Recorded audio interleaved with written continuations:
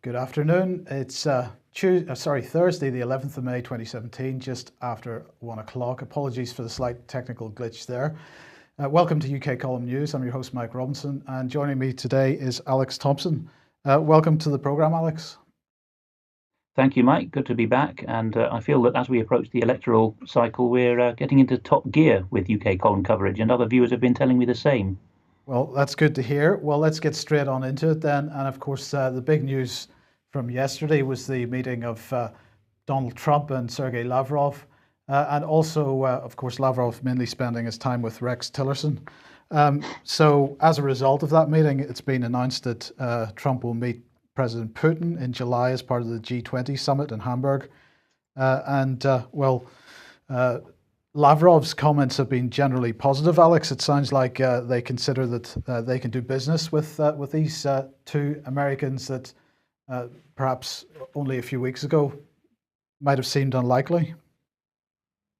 It does rather imply that Tillerson and Trump behind him have swung round to a more establishment or deep state position than they were billed as, doesn't it, Mike? People had their suspicions when the Exxon man Tillerson was appointed Secretary of State, and then some, including a viewer of ours in Russia who's very well informed, said, well, you just see, he knows how to get a deal. He's very experienced in his chain of command in business, which, of course, is the kind of man that Trump likes. This may be so, but as Lavrov has rather delicately pointed out today, this is a man without ideology who will do whatever it takes to cut the deal. And I haven't looked up the original Russian, but if Lavrov said that he was glad to be talking to biznesmeni, the English loan word in Russian for businessmen, that actually has a slight tint to it. It almost implies I'm dealing with wheeler dealers, men who'll do anything to get their business done. So I think he's hinting here that he knows something about the moral stance or lack thereof of the administration. Well, one of the things that Lavrov said was that they agreed to continue to work together within the Astana format, and that seems like a bit of a shift in US policy, certainly from some of the following the bombing of an airbase anyway. So you wanted to cover 21st Century Wire's coverage of this, the Astana process, a possible solution to an impossible situation in Syria. Yes, do read this article in full. It's quite a doughty read, actually. That's my printout of it, double-sided. But I'll just go through the headers for you, in which good old Patrick Hennison has accurately summarised how much of a tectonic shift this Astana deal is. Starting from the fact that it was done on the Central Asian steppe in the new purpose-built capital of Kazakhstan.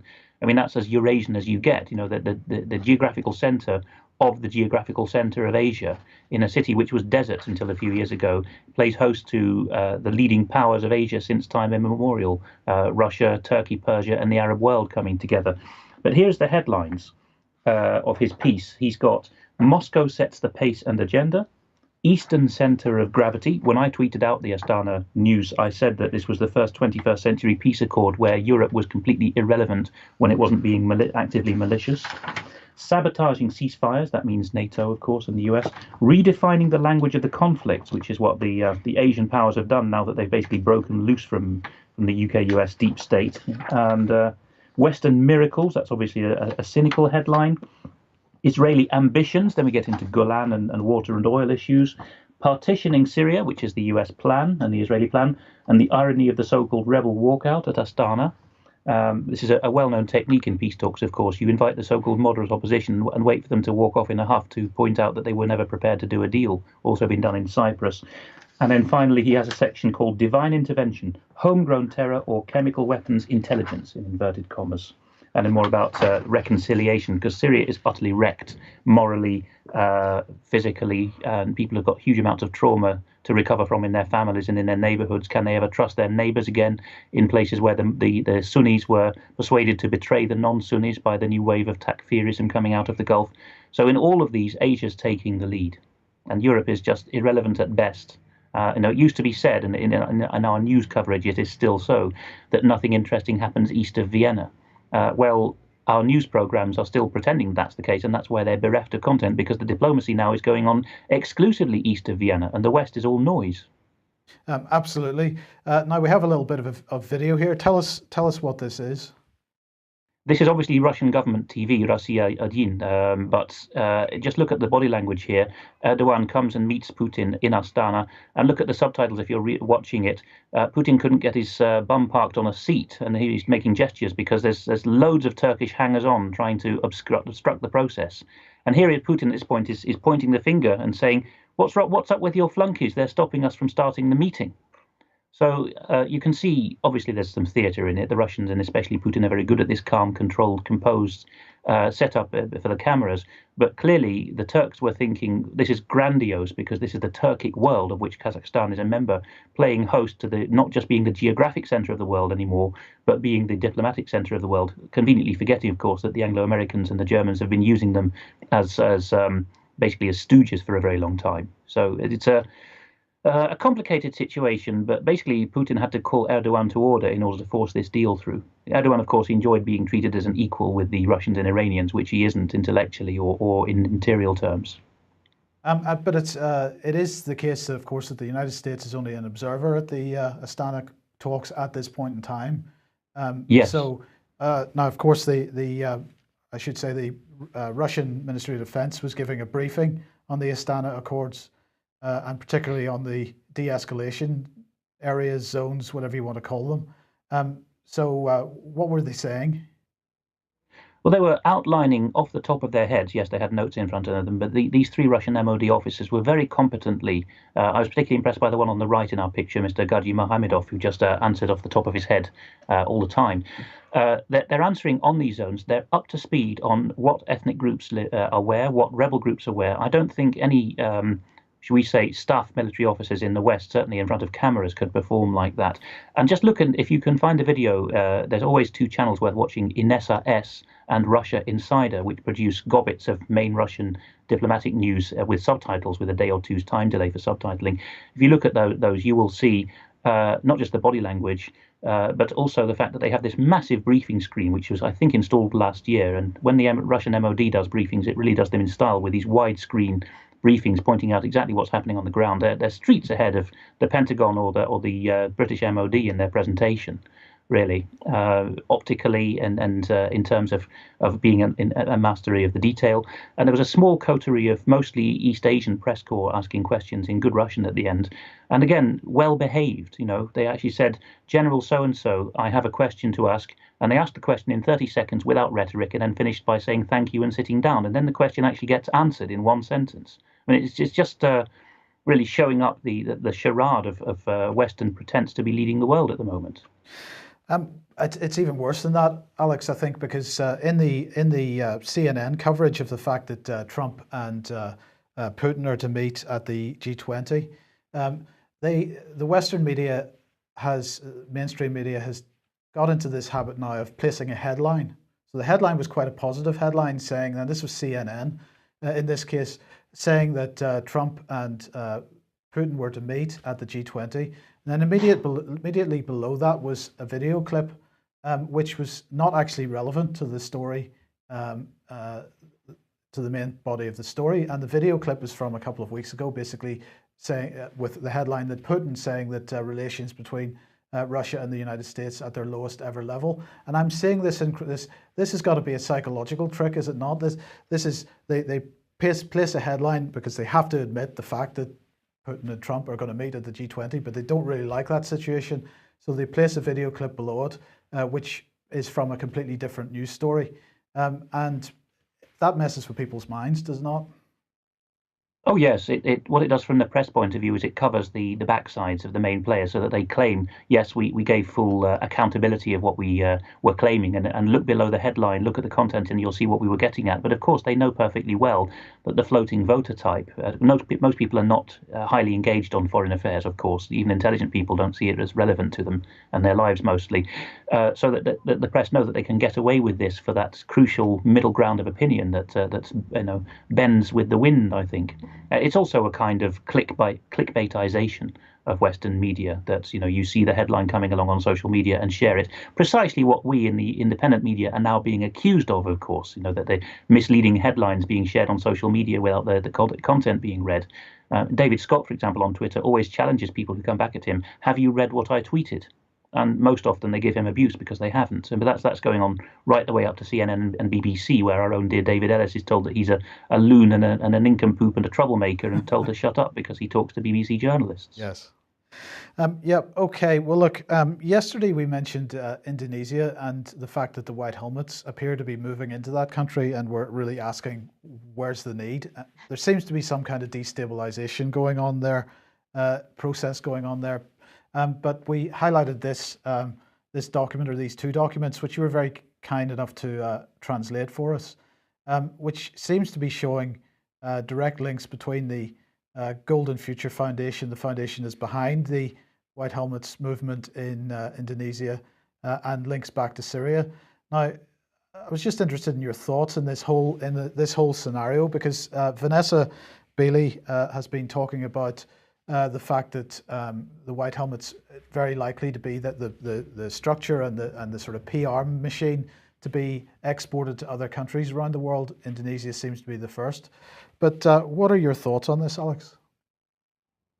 In a way, Mike, I think this is an extension of the point I was just making about the increasing irrelevance of the West. Western money is necessary. If you're going to run scams and military nastiness through NGO cover, you at least need people to be giving to the charities. And if the Western donors or even taxpayer base is dwindling to the point where the money's not there, you're going to have to start engaging the Islamic world to do so, or the not just a religious issue, but shall we say the emerging markets, the second world countries like Turkey and Indonesia, which are getting as prosperous as us now because they still have industry.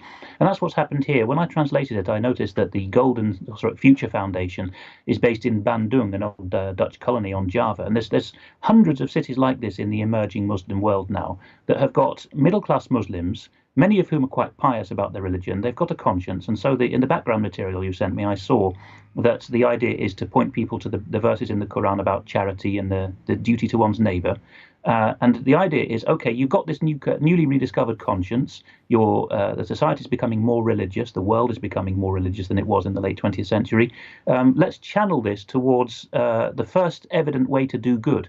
Much like Christian charity givers have been diddled for a century, certainly half a century, by similar charities.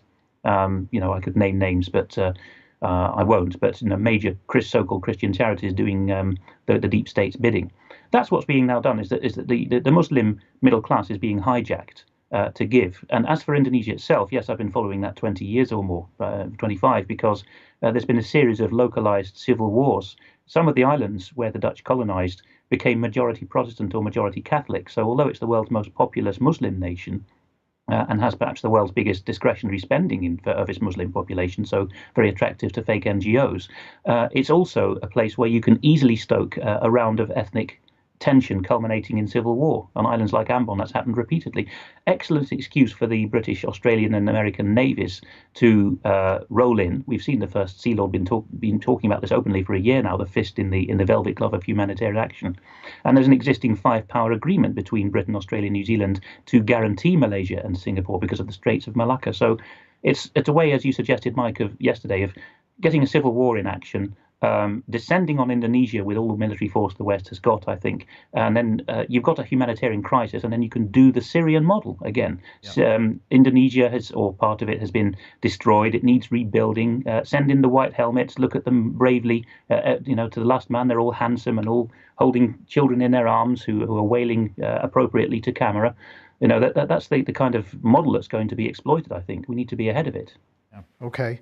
Well, look, let's move on to Macedonia then. Tell us about this.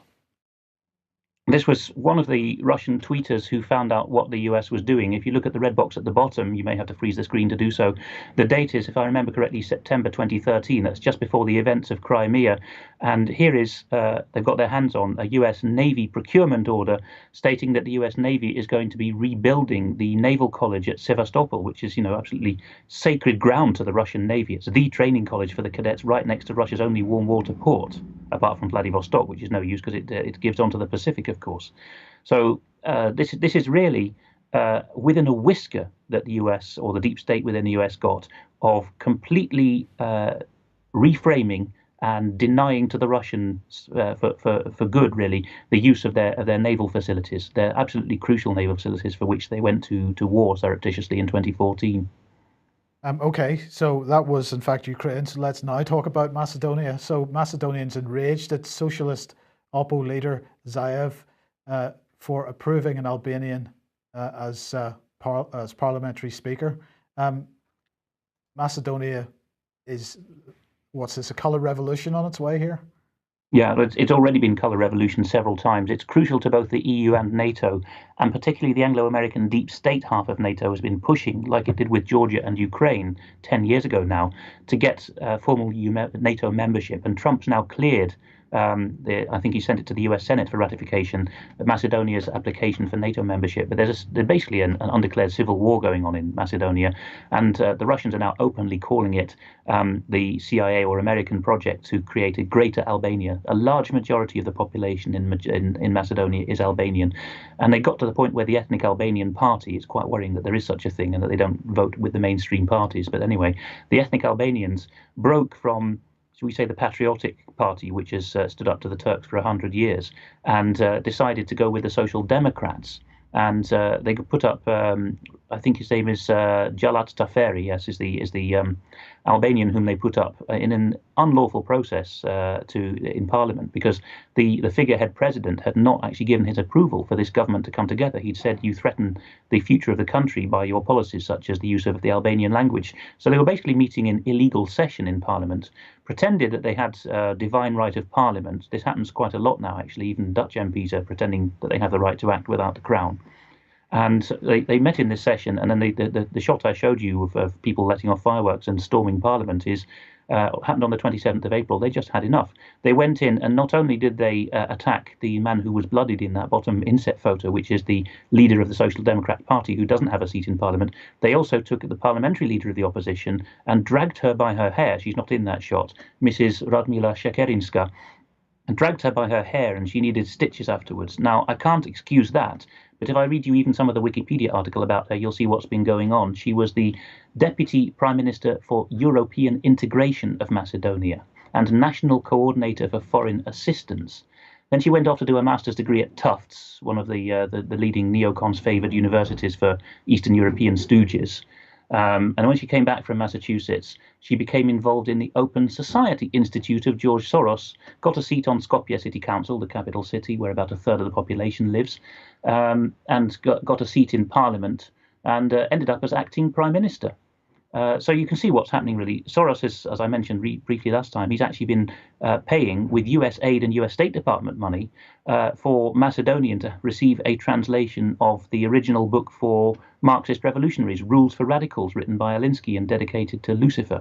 Macedonia, of course, is being hammered because it's the route through which the refugees whom Turkey lets loose will be flooded up into Europe, although Viktor Orban of Hungary is trying to stop them now with a double fence.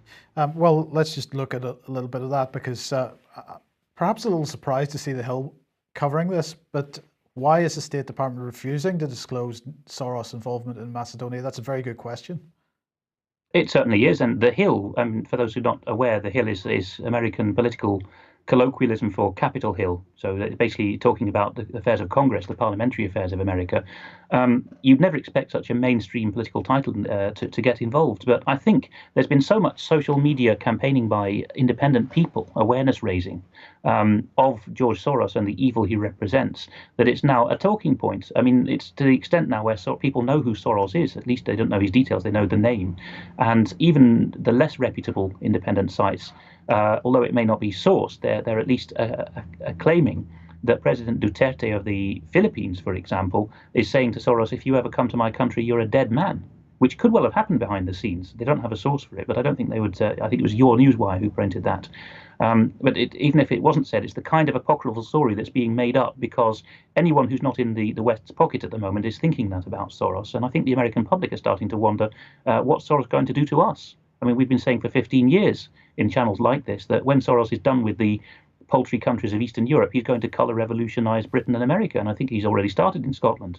I think I think he's been trying in America as well. But this is the video of Orban speaking to the EU about Soros NGOs. Yes, and as I said there with the screen capture I've got here, Orban was telling the European Parliament, who weren't booing and jeering this time, actually. I think he's making progress in persuading the middle ground. He was telling the MPs that you're fools. He used parliamentary language, but he basically said you are fools to think that Soros is your champion. Because the idea is nasty Orban is shutting down Soros' Central European University.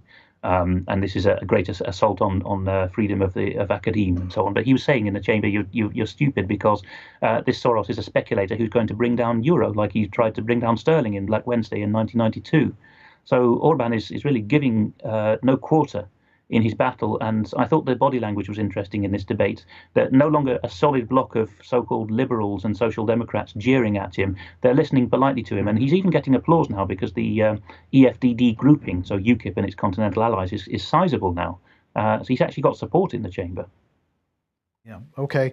Well, look, Alex, let's move on to the election and the unaccompanied children from Syria issue is now an election issue. This is fantastic. Tim Farron has made it an election issue. Now, of course, we've got to remember Tim Farron's form on this, because in 2014, when he was president of the Liberal Democrat Party, Tim Farron said that the Liberal Democrats must answer serious questions over who knew what about allegations of sexual abuse against the former MP Cyril Smith. Of course, since then, we've had complete silence from the Liberal Democrat Party and complete silence from Tim Farron as he's been leader. But he has now decided that Britain should be bringing 50,000 unaccompanied children from Syria to the UK. He's made this statement today as part of his electioneering. And so it's now an election issue. This gives people that might think that this is that Tim Farron and the Liberal Democrats have got some questions to answer here, gives them a perfect opportunity to ask those questions. So here's what he said. I don't want us, Britain, to be the kind of country who turns our backs on those in desperate need. This is about Britain doing its fair share. Now, let's just remember that it is over a year ago since I published a challenge to Tim Farron on this issue. And to date, he has made no statement about what he is going to do about the Syrian children, unaccompanied children, coming to this children and disappearing out the other side of the care system. And he has acknowledged in emails that we have that these children are quite possibly being trafficked and used for sexual exploitation. So let's just remember that not so long ago, this report came out heading back to harm.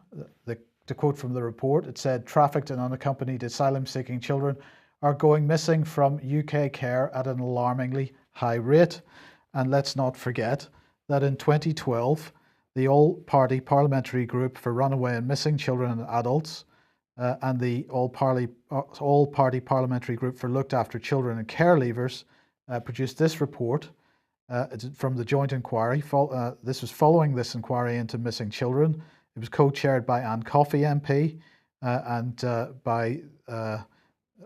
so the first paragraph of this this report says it all really. It says there's a scandal going on in England involving children missing from care, and until recent cases of child sexual exploitation in Rochdale and other places put the spotlight on this issue, it was going on pretty much unnoticed. The report says that 68,000 children in care in the UK. It says that local authorities with responsibility for children are required to report on whether they have run away for more than 24 hours to the Department of Education once a year. The data for 2011 showed at that time that 930 individual children went missing. Using this measure of going missing for over 24 hours, the report says police figures suggest 17,000 incidents and 5,000 individual children going missing from care every year. That's 17,000 incidents and 5,000 individual children going missing from care every year. This is British children from the British care system. This is before unaccompanied children that are a lot less easily tracked even started coming to this country. So the situation is in fact much worse today. Now the question then is how many of these children return, how many of them end up being trafficked.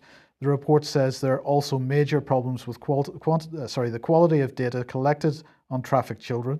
The numbers reported by CEOP, approximately 300 between 2007 and 2010, is widely thought to be the very tip of the iceberg, and the lack of robust and comprehensive data was also identified by the inquiry as a key obstacle to keeping children safe. Now, we have done a lot of work over the last 2-3 years on the issue of the data that's being kept on children that are going missing from care, and the situation has not improved since 2012. There still is not good data on this, and we pointed out last year that the Independent and other newspapers had reported within a 6-month period at least 300 unaccompanied children going missing out of the care system, and to date Tim Farron does not want to deal with this issue. As I've said, there are emails have gone backwards and forwards between us and Mr. Farron. This is one from Linda Lauderdale, and others have been sending emails to him. He refuses to engage. In this particular example, he said that he disagrees with the contention that the issues that have been raised are more important than his local constituency issues. For example, he said he thinks that the 2,500 local families affected by flooding would disagree that their plight isn't important. Nobody's suggesting for 1 second that the plight of people suffering from flooding is not important. The issue is, Mr. Farron, will you engage on this issue? And to date, you absolutely refuse to do so. So this was my paraphrasing of his attitude, that if he does something about it, his parliamentary colleagues of all parties would have nothing to play with.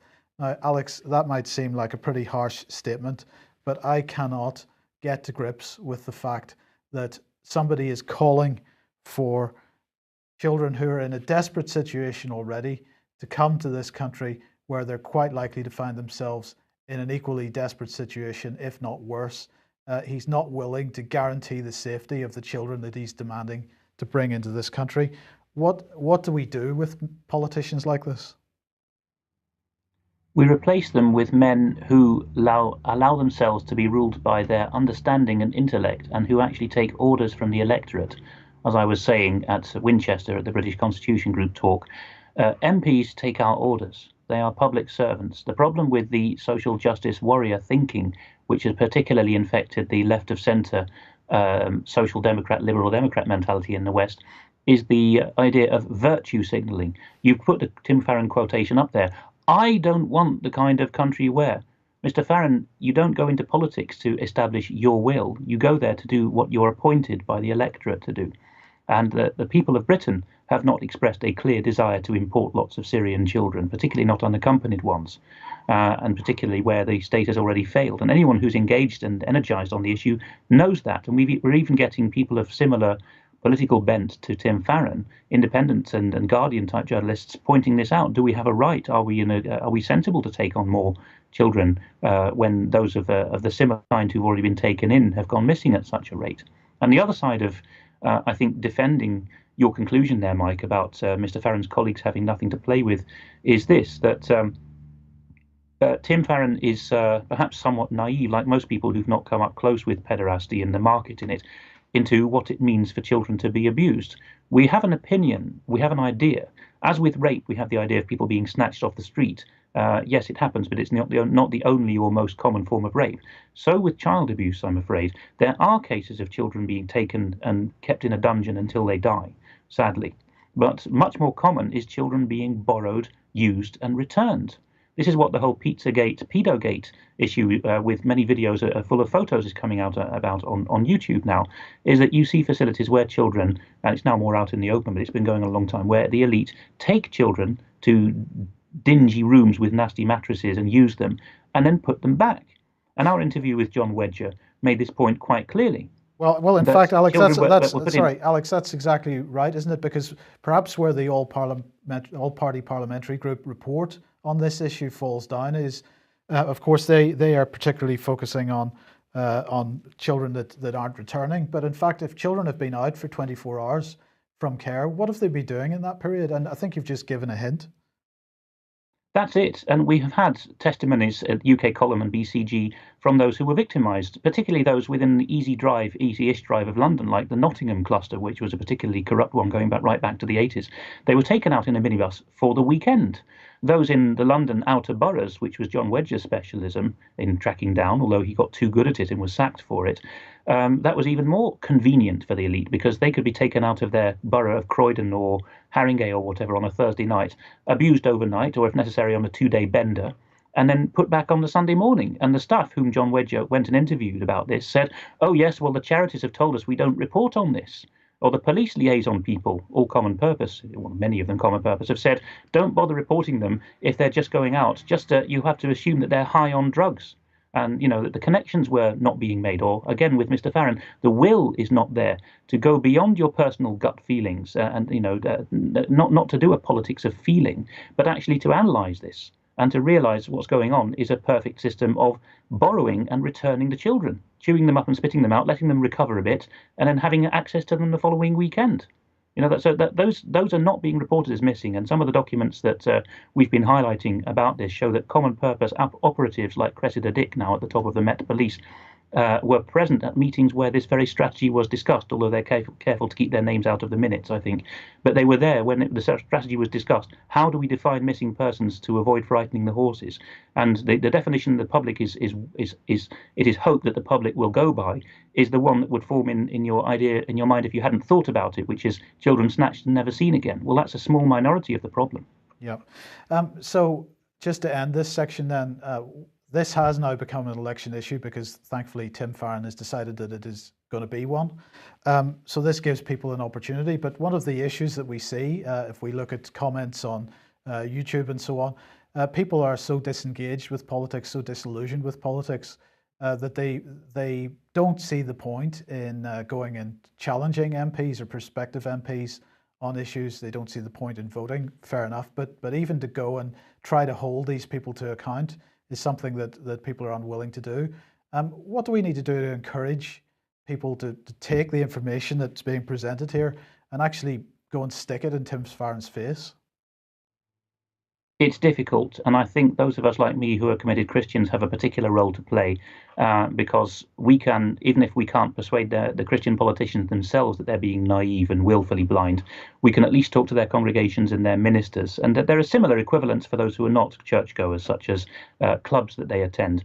Moral pressure and shame needs to be brought to bear on the willfully naive, and a big part of the problem is the connivance of mainstream churches, Anglican, Catholic and nonconformist, and I think to some extent liberal mosques as well, in hosting hustings. And this goes right back to when former ambassador to Uzbekistan Craig Murray stood in Blackburn against Jack Straw when Straw was foreign secretary.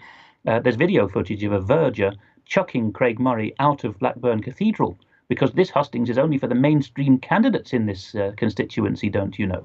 So the church is actively taking a position at establishment level in propping up the mainstream parties.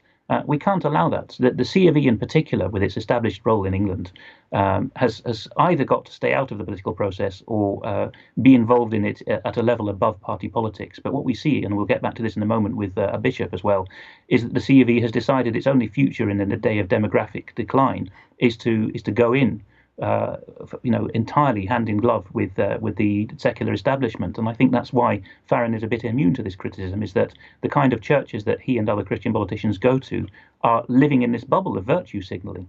And that's where we need to tackle, I think, the problem. Talk about these things when it's uncomfortable, impolite and un-British to do so, such as on Sunday mornings. Yeah. Okay, well, just to end the election section here, we covered this yesterday, the report on gov.uk discussing personal safety for people campaigning during the election. Personal safety is one of the reasons that some people, I suspect, have decided not to stand. But I suppose this has got to be one of the lamest excuses we've seen so far. Somerset Yeovil MP not standing because she's selling her house. It's again almost biblical, isn't it? You remember the parable of the lame excuses for people not attending the wedding banquet, such as I've just bought a pair of oxen and I need to go and test them out. And this is a Lib Dem candidate who said, I have just bought a house, I pray thee excuse me from the election. Well, she was the candidate for about a week. And the timing of this was quite interesting, really, that it's a safe seat for the Lib Dems, who are otherwise going to slump in this election if they're not careful. It was formerly Paddy Ashdown's seat.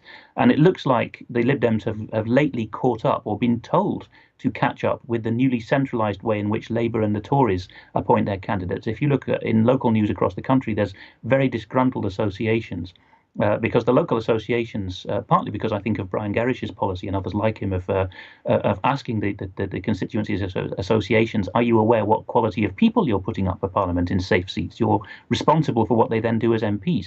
The parties have realised they can't take that risk anymore. So even the Lib Dems, as the junior partners, or the third party, are being told, I think from above and outside the party, you must centralise your appointments and not allow loose cannons in. Yeah. Okay, a couple of quick ads here. Nottingham Wake Up Project meeting this Saturday the 13th starts at 11:30 a.m. Number of speakers there. Tom Crawford is organising this. Get along to it if you can. You need to freeze this shot just to get the details if you want to go to that. That's in Nottingham on Saturday, and also in Saturday this time in Dundee, Dr. Saleha Hassan. Of course, one of the two doctors involved in the Saving Syria's Children documentary that Panorama put out.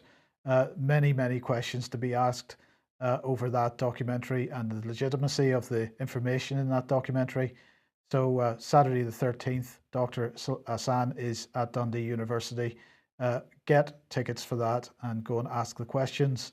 And if you need some help to formulate questions, watch the episode of Inside Vox that with Robert Stewart that we covered this, or go and have a look at Robert Stewart's website.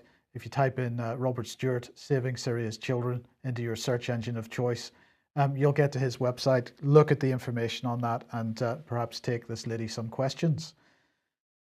Okay, Alex, Parliament here.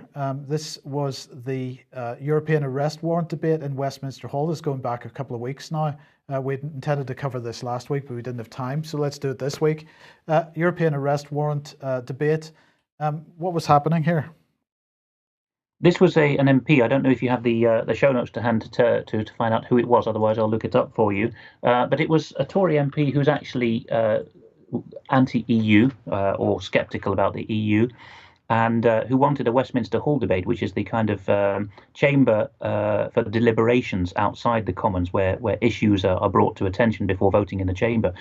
And he was pointing out that, as many MPs know, you can be whisked off to a country with a lower standard of judicial proof, like Greece, or even Belgium, and held in administrative detention for months and years, even if you're a British passport holder, under the European arrest warrant. This is the Corpus Juris, which the EU started coming out with overtly in the late 90s, and a couple of lawyers like Torquil Eriksson, I think his name was, were warning about it at the time, and nobody listened.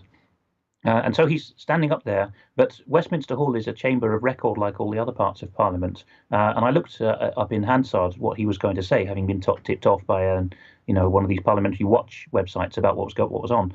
And I found that Hansard hadn't transcribed it. And to the best of my knowledge, it's still blank. There it is.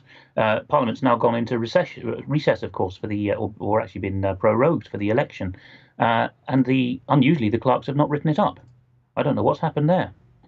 What's the legal standing on this? Does Hansard not have a legal responsibility to cover everything?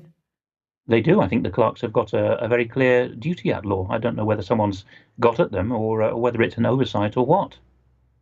Okay, well, it's certainly not. No, it's by order of Parliament or by order of Crown in Parliament that there's a record in Hansard. Yeah. Yes. Okay. Well, look. Let's move on to France then.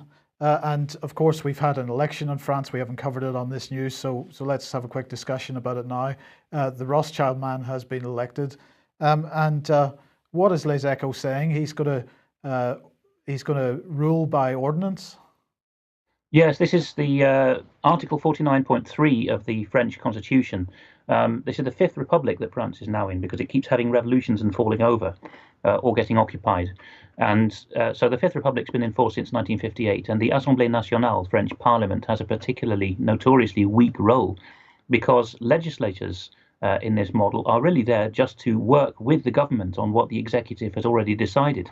So, as in any continental country or even the US, the executive is not in Parliament. Ministers put legislation to MPs, legislators who've not actually drafted it themselves, which is the first breach of the people ruling themselves, really. And in the French model, if the executive, i.e., the president in this case, Macron's a Rothschild man, of course, so he'll implement Rothschild policies all over the shop. If the legislators reject the proposal, the draft which has come, and there is deadlock, after a while, the executive or the president personally can invoke Article 49.3 to hammer it through. On the grounds that the state is ungovernable if the executive can't get its every wish. And he's already said that he's going to rewrite France's employment law and possibly health system based on this policy. So he's actually said, vote for me, the great liberal candidate, I will rule by decree. And people have fallen for that, largely because he's young, handsome, waves his arms about and shouts, I love you, to the electorate. I'm sorry to say that the electorate is responsible for voting such a cruddy character in, really. He's also broken with previous French presidents by, obviously, he had some years in business where he was hopelessly out of his depth. If you watch Stéphane Molyneux, he details that. But he picked up okay English, which is a first for a French president. And there are videos of him before the election speaking, for example, over President Trump's heads to US scientists saying, I invite you to come to France. And be climate change scientists. So he's going to have a role. He's so photogenic that he's actually going to be used to speak to the English-speaking world and say, why don't you leave your rebellion against globalism and join the good side? So he's going to be able to get away with a lot of fascism and rule by decree under cover of being the great new hope for liberalism. On a more general point, what is the status of the French constitution at the moment? Because as I understand it, they're still operating under emergency powers. They keep rolling it over. There's less and less detail in the press, but to the last of my recollections, there was a 6-month rollover less than 6 months ago. So I think you're right. So certainly the effects are still there because I keep out of France now, although it's just down the road in a sense by direct train from here. But if you step out and you're seen filming, even on a camera, the police will come over to you and say, Monsieur, stop filming, state of emergency, don't you know? So that is going on. And by the way, I've called up which MP it was. If he gets re-elected, you may wish to congratulate him for raising this in the House, in Westminster Hall, although Hansard didn't write it up. It's David T.C. Davis, IES Davis, and was the MP for Monmouth. So there are some who are concerned about the EAW, which again is the French model coming into British politics and British justice. Absolutely. So look, we'll end on this one, Alex. This is the Washington Post. The headline is German army officer disguised himself as a refugee to carry out a terrorist attack, investigators say. Is this Gladio at work here? But yes, it's the overlapping of Gladio, which is the Western world's Anglo-Saxon-led counter-terrorist or fake terrorism strategy, with the particular German situation where the Gehlen organization, G-E-H-L-E-N, was basically used. These were Nazis. They were used to mop up the communists in Germany after the war, and then they formed the backbone of the post-war German intelligence services. And what sets them apart from other intelligence services in should we say, moderately advanced countries, is that they will actually go with big bribes to terrorist organizations and say, I'm putting 10,000 on the table. You can buy some guns with it if you like, and this establishes my credence with you. And that's how they get infiltrating into these extreme left and right wing groups. And of course, what this does is fuels more terrorism. And here we have an extreme case of that, I think, where I will call his name up while we're talking. But let me just read the quote. It says that Nadja Nielsen, spokeswoman of the Frankfurt prosecutor's office, told reporters that the 28-year-old army officer was of German origin and did not appear to have any Arabic language skills. Why this went unnoticed, I'm unable to say, she said, calling the case curious. The arrest also sheds a spotlight on the chaotic situation in autumn 2015 when German Chancellor Angela Merkel temporarily opened the door for refugees, which critics say in many cases led to insufficient vetting of new arrivals. Yes, and ironically, Mike, thanks for reading that out. I was going to the article to find the name of the army officer who posed as a Muslim terrorist while speaking no Arabic, interestingly. And of course, the Washington Post article has even covered up how continental justice works in its reporting of it. But of course, if you're charged, particularly if you're a state functionary, if you're charged with a crime, it's all secret, kept from the public, so nobody can know about wrongdoing by their overlords. And instead of saying the prosecutor declined to name or whatever, this time they've said the 28-year-old army officer whose name wasn't revealed in accordance with local customs. So they're even putting a kind of common law spin on it, that the Germans have a custom of not naming those accused of wrongdoing, a custom which Napoleon brought in, actually, nothing to do with Germans. But here you are there. You've got these guys who are apparently lone wolves, but as Patrick Hennington says, they are actually known wolves. They're put up to it. They go and do these crazy things. The state can distance itself, plausible deniability. And what they've done, meanwhile, of course, is put the cat among the pigeons in Christian-Muslim relations. And that is the intention, I suppose. Oh, it is. France and Germany now are, yeah. Well, actually, the Turks have already said it, so I'm not stoking it by saying it's after them. The Turks have predicted that there's going to be religious wars in Europe, and they mean that particularly, I think, France and Germany. That there is enough millions of Muslims now, and particularly there's enough mistrust, which is being inflated all the time between Muslims and Christians, that it's a serious prospect.